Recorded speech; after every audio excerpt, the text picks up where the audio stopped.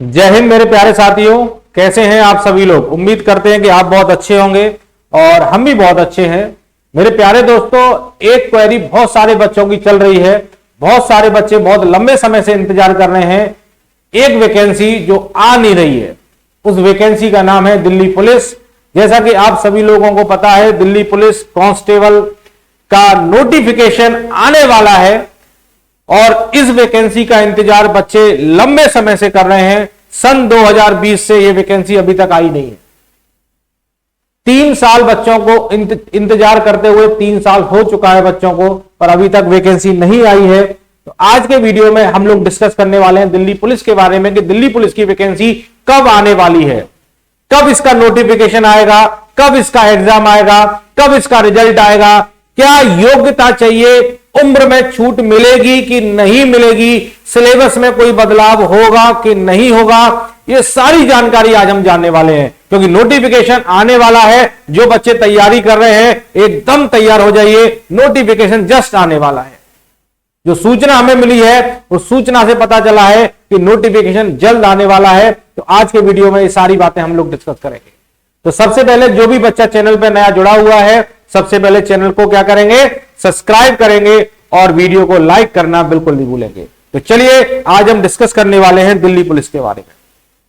Discuss करने में सबसे पहले हम लोग बात करेंगे नोटिफिकेशन के बारे में कि जैसा कि आपको पता है कि सन 2022 में, ध्यान दीजिएगा, सन 2022 में एसएससी ने अपना कैलेंडर जारी किया था।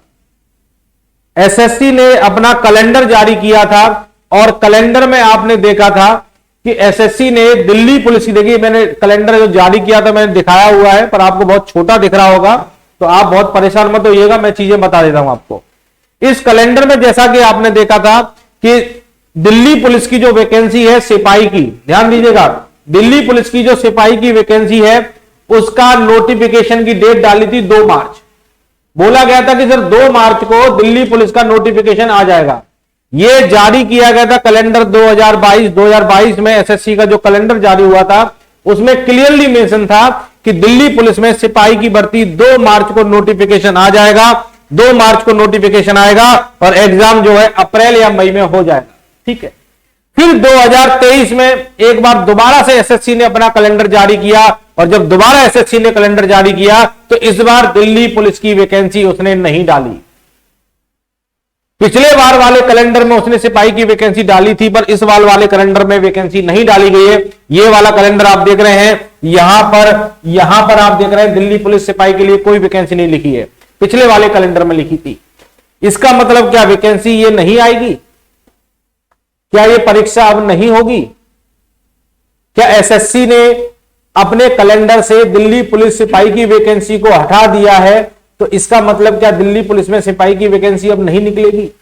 तो मेरे प्यारे बच्चे एक चीज जान लीजिए, एसएससी ने अपना कैलेंडर इसलिए एसएससी ने अपने कैलेंडर से दिल्ली पुलिस की वैकेंसी इसलिए हटाई है क्योंकि आपको पता है कि इस बार दिल्ली पुलिस की परीक्षा एसएससी नहीं कराएगा। इस बार दिल्ली पुलिस की जो परीक्षा होगी वो दिल्ली पुलिस का सेल कराएगा, इसलिए एसएससी परीक्षा नहीं कराएगी। इसलिए उन्होंने ये वैकेंसी अपने कैलेंडर से हटा दी है। इसका मतलब ये नहीं है कि ये वैकेंसी आने वाली नहीं है, वैकेंसी आने वाली है, पर इस बार परीक्षा कौन कराएगी? दिल्ली पुलिस सेल कराएगी। बताया गया था कि भाई एसएससी से बोला गया कि दिल्ली पुलिस सेल परीक्षा कराएगी, दिल्ली पुलिस एक अपना बोर्ड बनाएगी, वो लोग परीक्षा कराएंगे, पर अभी तक ऐसा कुछ हो नहीं पाया है कि उनका बोर्ड बन पाया हो। तो यह भी हो सकता है कि दिल्ली पुलिस अगर परीक्षा नहीं करा पाती है तो दोबारा से चीजें एसएससी के हाथ में आ जाएं और एसएससी इसकी परीक्षा कराए। इस पे हम लोग डिस्कशन करेंगे। तो चलिए बात करते हैं आगे की।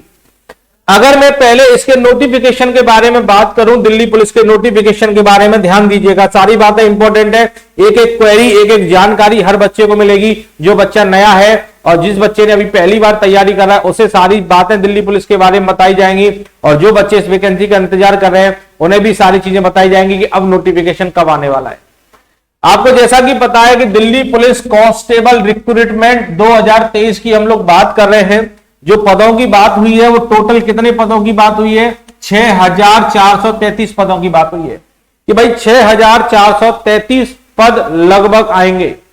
इसमें अगर आप देखेंगे मेल के लिए जो पद हैं वो 4310 हैं और फीमेल के लिए जो पद आ रहे हैं वो 2123 है मेरे प्यारे बच्चे। कितने हैं? 2123। मेल के लिए काफी वैकेंसी है और फीमेल के लिए भी है।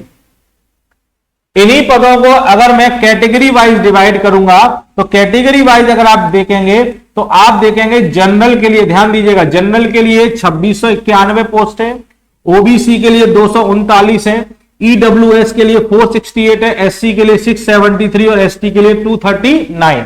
इसी प्रकार जो फीमेल में 2123 पोस्ट आई है उसमें जनरल की पोस्ट 1324 है, ओबीसी की 118 है, 231, 331, 191। ये जो डेटा मैं आपको बता रहा हूं ये पिछले वाले नोटिफिकेशन के अकॉर्डिंग बता रहा हूं।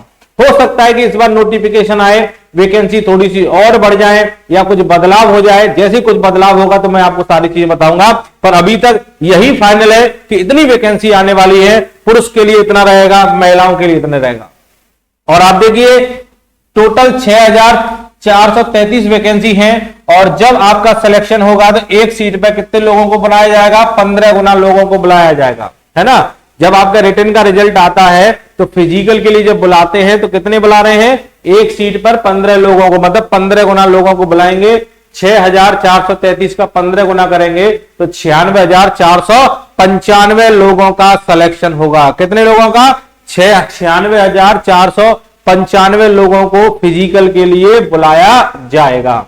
और बहुत सारे बच्चों का यह भी मन में डाउट होता है कि सर पहले फिजिकल होगा कि पहले रिटन होगा? तो मेरे प्यारे बच्चे पहले रिटन होगा उसके बाद फिजिकल आता है ना। तो ये मन से हटा दीजिए कि पहले फिजिकल की तैयारी करनी, नहीं, पहले आपको रिटन एग्जाम की तैयारी करनी है। जब आप रिटन एग्जाम को क्वालिफाई कर लेंगे उसके बाद फिजिकल का नंबर आएगा मेरे प्यारे बच्चे।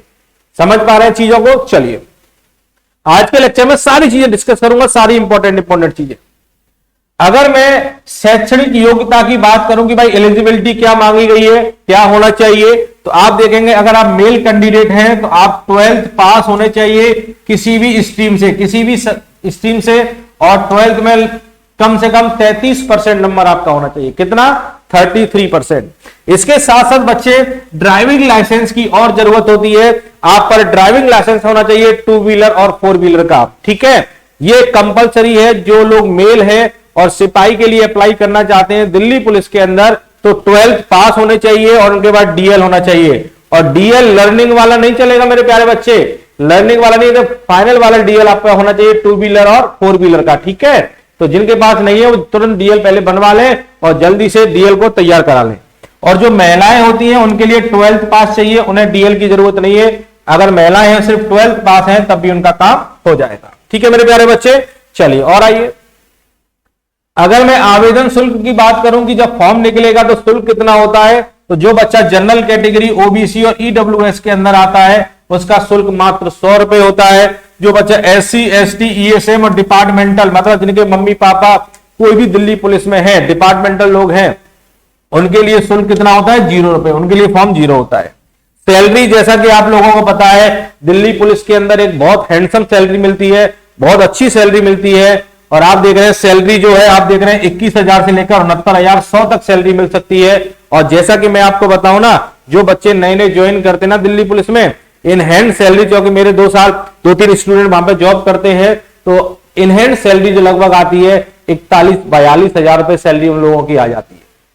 दिल्ली पुलिस में जो बच्चा नई ज्वाइनिंग करता है उसके हाथ में भी 40,000 से ऊपर सैलरी आ रही, 41,000, मतलब बहुत अच्छी सैलरी है, बहुत अच्छी जॉब है दिल्ली पुलिस की है। आप मतलब बहुत मजा आ जाएगा अगर जॉब लग गई तो। और जॉब लोकेशन कहां होता है? ये जॉब भी आपको दिल्ली में ही करनी होती है, क्योंकि दिल्ली पुलिस की वैकेंसी दिल्ली में ही आपको जॉब करनी होती है।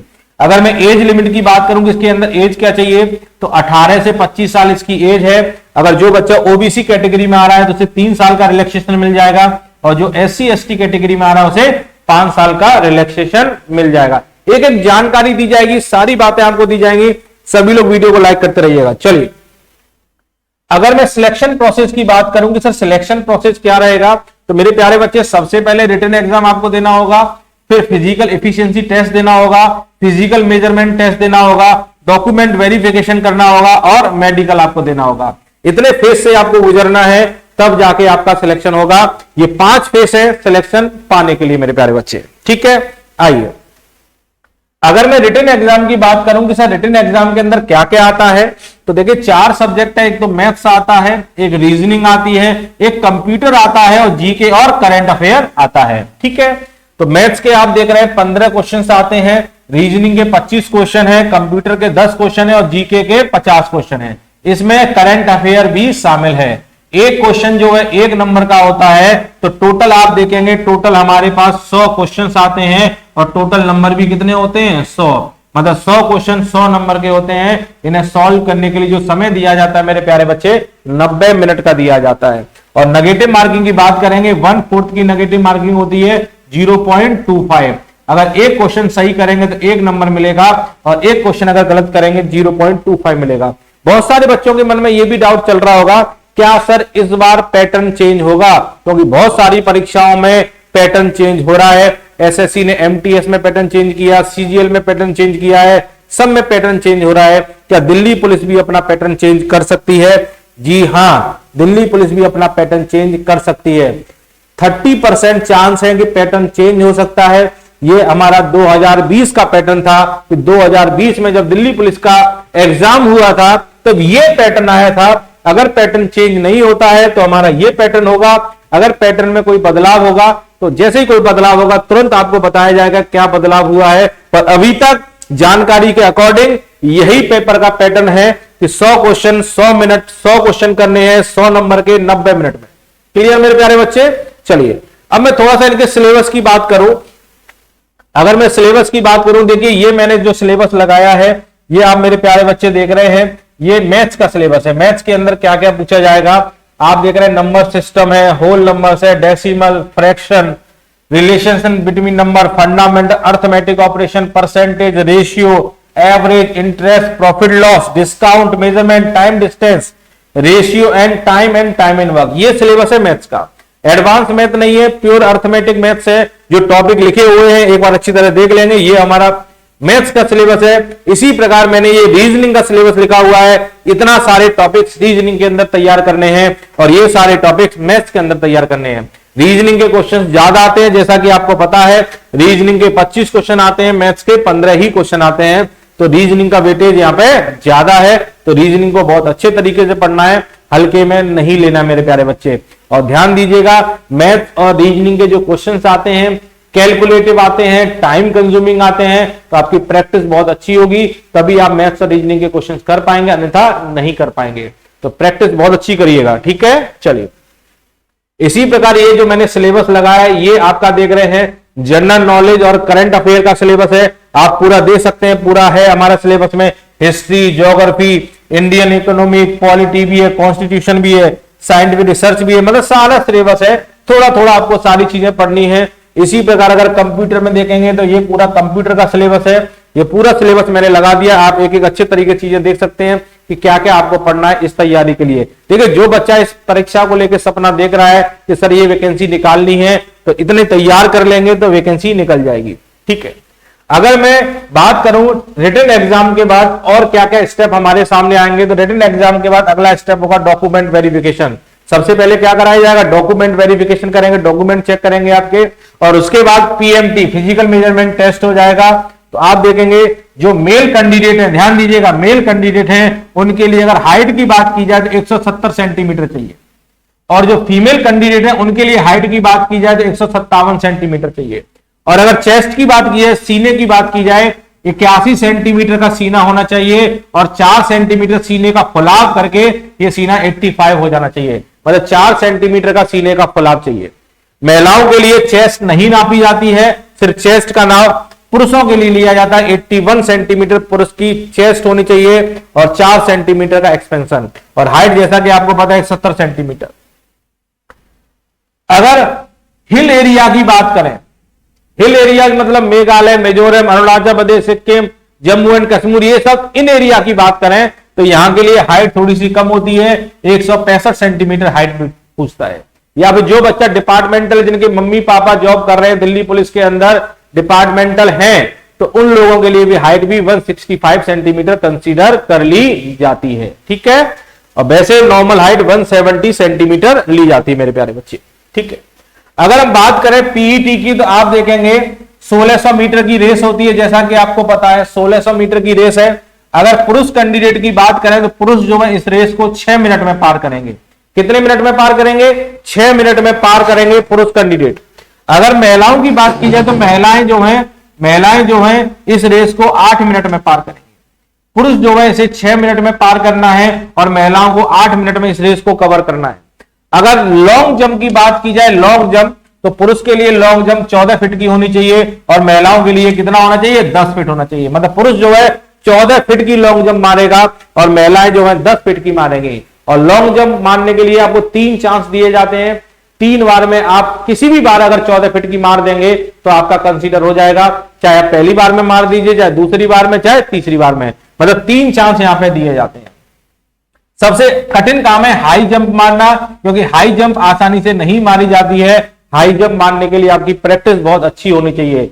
3 फीट 9 इंच की हाई जंप है पुरुष के लिए और महिलाओं के लिए 3 फीट की हाई जंप है। और हाई जंप मारना थोड़ा सा डिफिकल्ट है, क्योंकि जब तक आप प्रैक्टिस अच्छी नहीं होगी तो हाई जंप आप नहीं मार पाएंगे। लॉन्ग जंप तो एक बार मार भी सकते हैं, पर हाई जंप के लिए थोड़ी सी प्रैक्टिस करनी पड़ेगी। तो प्रैक्टिस हम लोग स्टार्ट करेंगे जब आपका रिटन एग्जाम निकल जाएगा, उस समय आप प्रैक्टिस स्टार्ट करिए, क्योंकि रिटन एग्जाम के बाद फिजिकल आने में भी 2-3 महीने का समय मिलता है। तो 2-3 महीने में आप ठीक ठाक प्रैक्टिस अगर करेंगे तो आपकी प्रैक्टिस बहुत अच्छी हो जाएगी। अगर किसी बच्चे के पास एनसीसी का सर्टिफिकेट है, एनसीसी का सी सर्टिफिकेट है, तो उसे 5 नंबर मिल जाएंगे। और ये 5 नंबर कहां पर ऐड होते हैं?